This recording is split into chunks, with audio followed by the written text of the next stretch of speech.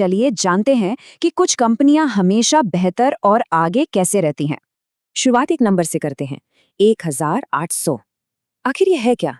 ये है नोकिया की एक इंडियन फैक्ट्री में 1 साल में कर्मचारियों के दिए गए सुधार के सुझाव। यही इन छोटे सुधारों के पीछे की सोच है। इसे कहते हैं काइजे। काइजेन लगातार सुधार की एक जापानी फिलॉसफी है।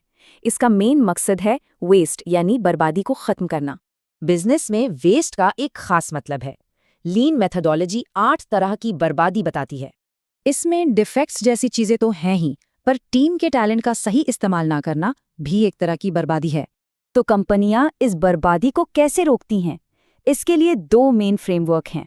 पहली नज़र में लीन और 6 सिग्मा दोनों अलग अलग रास्ते लगते हैं। लीन स्पीड और वेस्ट घटाने पर जोर देता है, वहीं 6 सिग्मा गलतियों को खत्म करने पर। अच्छा, तो अब देखते हैं कि टीम्स काम की क्वालिटी कैसे नापती हैं और प्रॉब्लम्स कैसे सुलझाती हैं। एक जरूरी मैट्रिक है OEE, मतलब ओवरऑल इक्विपमेंट इफेक्टिवनेस।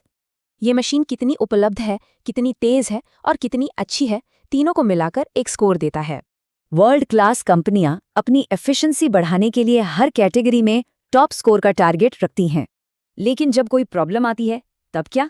यहीं पर काम आता है रूट कॉज करेक्टिव एक्शन। इसे कहते हैं RCCA। ये किसी भी डिफेक्ट की असली वजह पता लगाने का एक तरीका है। ये 5 स्टेप का प्रोसेस पक्का करता है कि प्रॉब्लम सिर्फ ठीक ना हो, बल्कि जड़ से खत्म हो जाए। तो सवाल ये है, ये सब क्यों किया जाता है? जवाब है कस्टमर। कानो मॉडल ये समझने में मदद करता है कि कौन से प्रोडक्ट फीचर्स कस्टमर को सच में सेटिस्फैक्शन देते हैं। ये बताता है कि कुछ फीचर्स तो बेसिक उम्मीद है, कुछ सेटिस्फैक्शन बढ़ाते हैं और कुछ कस्टमर को खुश कर देते हैं।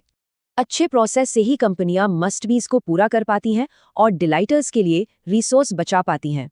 तो सोचने वाली बात यह है कि हमारी रोज की दिनचर्या में ऐसा कौन सा छिपा हुआ